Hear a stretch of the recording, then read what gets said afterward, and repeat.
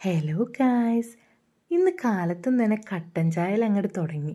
ബ്രേക്ക്ഫാസ്റ്റിന് ഇഡ്ഡലിയും സാമ്പാറും ചട്നിയും കൂട്ടി അങ്ങോട്ട് കഴിച്ചു. ഒരു 10 മണിയൊക്കെ ആയപ്പോൾ സ്നിക്കേഴ്സ് കഴിച്ചു.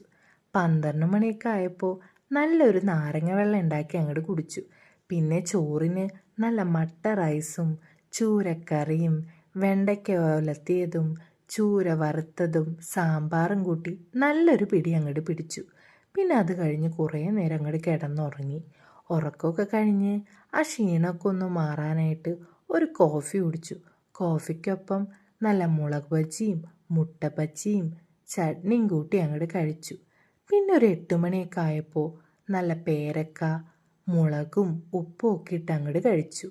പിന്നെ അത് കഴിഞ്ഞ് രാത്രി ചോറിന് നല്ല മട്ട റൈസും ഉരുളക്കിഴങ്ങ് മെഴുക്ക് പുരട്ടിയും ചൂരക്കറിയും തൈരും കൂട്ടി അങ്ങോട്ട് കഴിച്ച് ഇന്നത്തെ ദിവസം അങ്ങോട്ട് അവസാനിപ്പിച്ചു. അപ്പം അത്രയ്ക്കേ ഉള്ളൂ. ബായ്.